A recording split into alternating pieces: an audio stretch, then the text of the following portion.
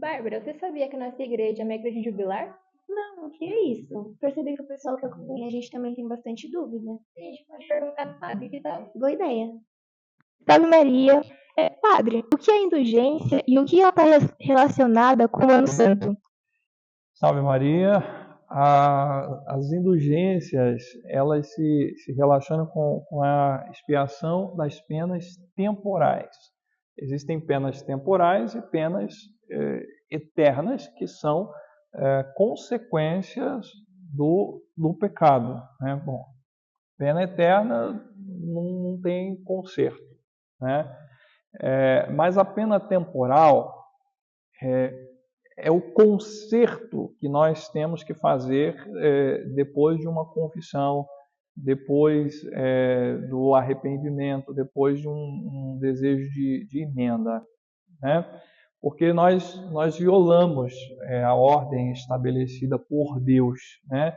E que Ele deixou na criação, Ele colocou na nossa consciência e Ele também nos deu nos mandamentos, né?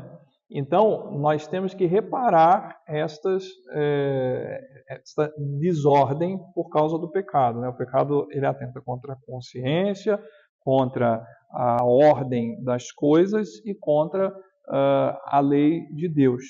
Muito bem, significa que depois que eu confesso, Deus me perdoa, sem dúvida alguma. Eu recebo a graça da vida nova, as virtudes, os dons, etc, etc, né?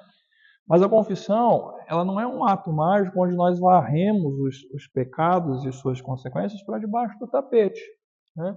Nós temos que reparar, porque o pecado deixa marcas, deixa consequências. O que significa essa reparação? Viver com diligência a nossa vida cristã. Então, devemos rezar, devemos praticar as obras de misericórdia, né? E aí estão também as indulgências que nos ajudam nessa reparação dessas penas temporais, ou seja, aquilo que a gente deve reparar enquanto está a caminho. Jesus disse mais de uma vez no Evangelho, né? Para nós resolvermos as coisas desta vida enquanto estamos a caminho, né? Muito bem. Mas e quem de repente parte desse mundo sem ter tido tempo de fazer o que deveria fazer para reparar essas penas, né?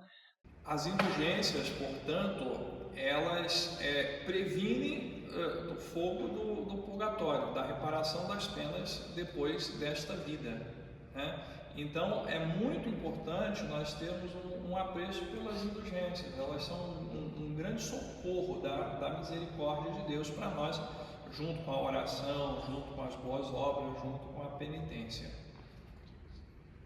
E quais os benefícios das indulgências? São esses, né, que o padre acabou de dizer, justamente não ter que reparar as penas depois desta vida. E isso a sua pergunta me faz recordar as palavras do Papa Francisco numa entrevista para uma TV argentina.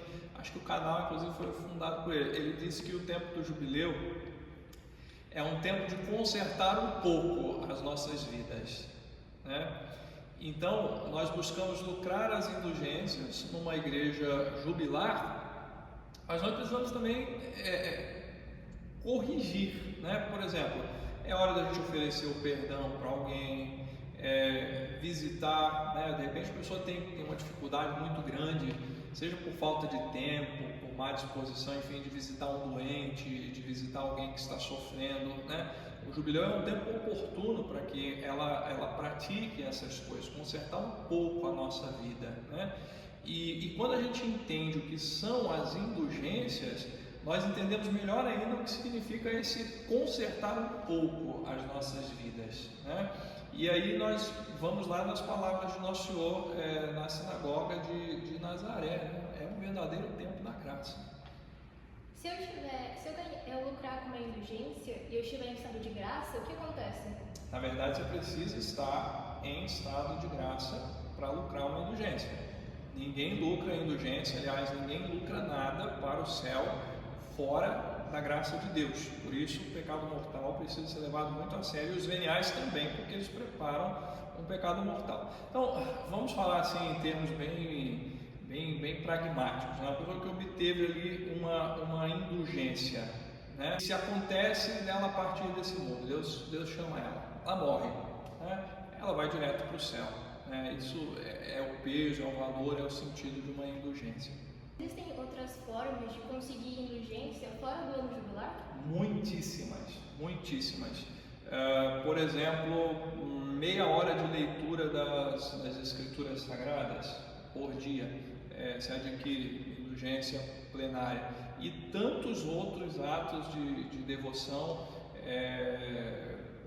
como por exemplo, para o fim do ano e o início do ano, a igreja estabelece para os que cantarem o Tedeu e o Vener Creato. Tedeu no dia 31 de dezembro, o Vener Creato no dia 1º de janeiro. Lucra indulgência plenária. Se pode inclusive lucrar indulgência para os mortos, para as almas do purgatório, ali entre o dia 2 e 8 de novembro, né? E tantas outras datas e tantas outras práticas de devoção são indulgenciadas pela igreja. Muito obrigada, Padre. Por nada. Salve Maria. Salve Maria.